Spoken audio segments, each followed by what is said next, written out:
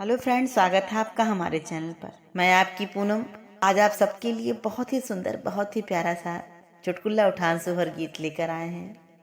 जैसा कि आप सभी जानते हैं, जब बरड़े पर कागा बोलता है तो किसी न किसी के आने का संदेश का सूचक होता है।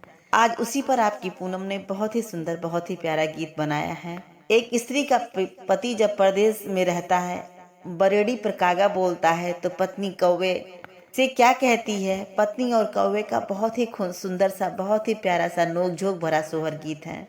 आप सभी गीत को जब पूरा सुनेंगे तभी गीत का आनंद आएगा।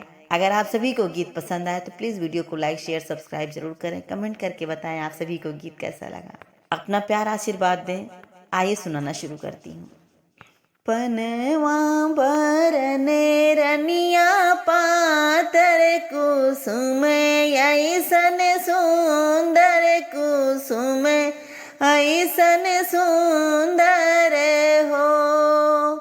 पनवा बरने रनिया पातर कुसुम ऐसन सुंदर कुसुम ऐसन सुंदर हो। रनिया निहुरी के यगना बहारे बरड़िया कगवा बोलाई, बरड़िया कगवा बोलाई हो। रनिया निहुरी के यगना बहारे बरड़िया कगवा बोलाई हो। किया मोरे भैया के भेजावल की बाबू के सदेसा लाया, बाबू के सदेसा लाया हो।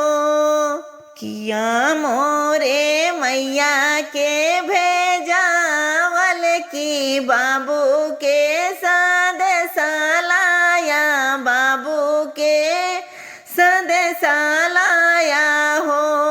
हे कागा किया मोरे पिया के सन सवा सुबही सुबह बोलाई, सुबही सुबह बोलाऊ हो। कागा पिया मोरे पिया के सदसवा सुबही सुबह बोलाई, सुबही सुबह बोलाई हो।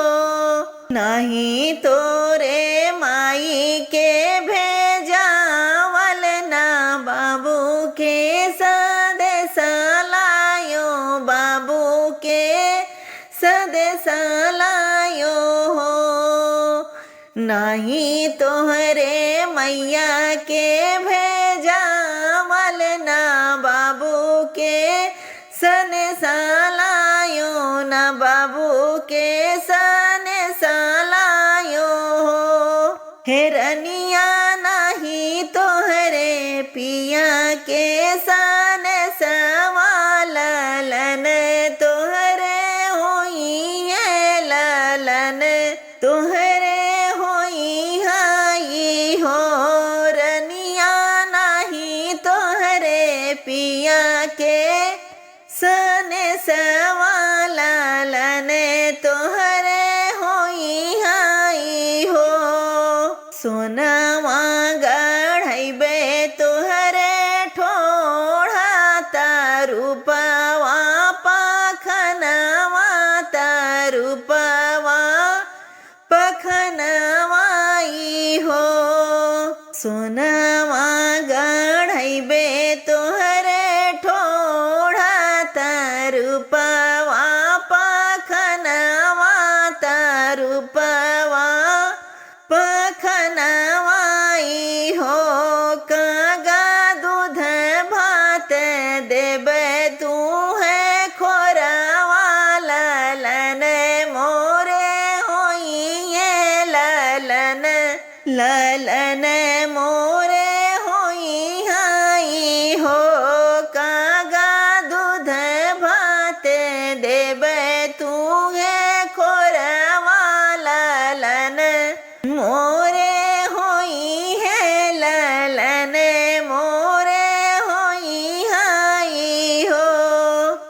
बीती गए 8वां महीनावा तनवावे के लागल तनवावे के लागल हो। हे बहिनी अगने में जन में लालनवा बधैया लागे बाजई बधैया लागे बाजई हो। बहिनी अगने में जन में लालनवा बधैया लागे बाजई बधैया लागे बाजई हो। होते ही भूरे पहा फाटे बरेड़िया कागा बोलाई बरेड़िया कागा बोलाई हो। होते ही भूरे पहा फाटे बरेड़िया कागा बोलाई बरेड़िया कागा बोलाई हो। रनिया सोनावा मुढ़ावा मोरे ठोड़वा तरुपवा पखनवा तरुपवा पखनवाई हो। रनिया सोनावा मढ़ावा मोरे ठोड़ तरुपवा पखनवाऊ हो।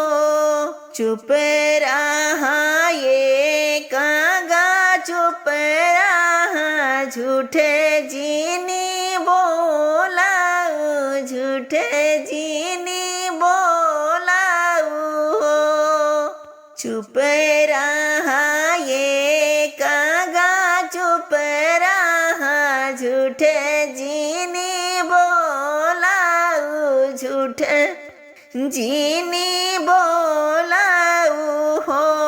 कागा देखी के तोहरा ठोड़वा घिनावन हमरे लागई घिनावन हमरे लागई हो।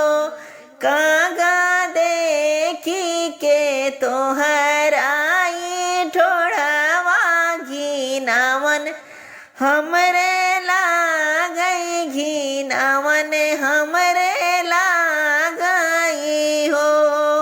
याद करा रानी उहे दिन जेही दिन बोलाऊ जेही दिन बोलाऊ हो।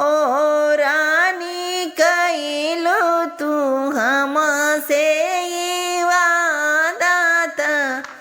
वादा निभावा हूँ वादा निभावा हूँ। हमरे ही नागरे के सोनरा लिए बेगे यावा लिए बेगे यावा हो।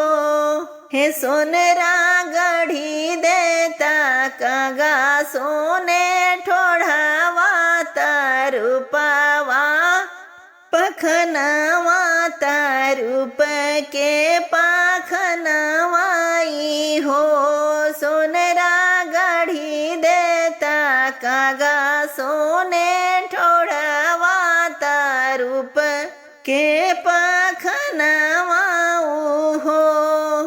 कागा दूध भात खाया तू ही खोरावा ता खूबाया सीसाता खूबाया सीसाई हो। कागा दूध भात खाया तू ही खोरावा ता खूबाया सीसाई हो। जुगे जुग जिए तोरे ललनाया मरे रहे से नूराया मरे रहे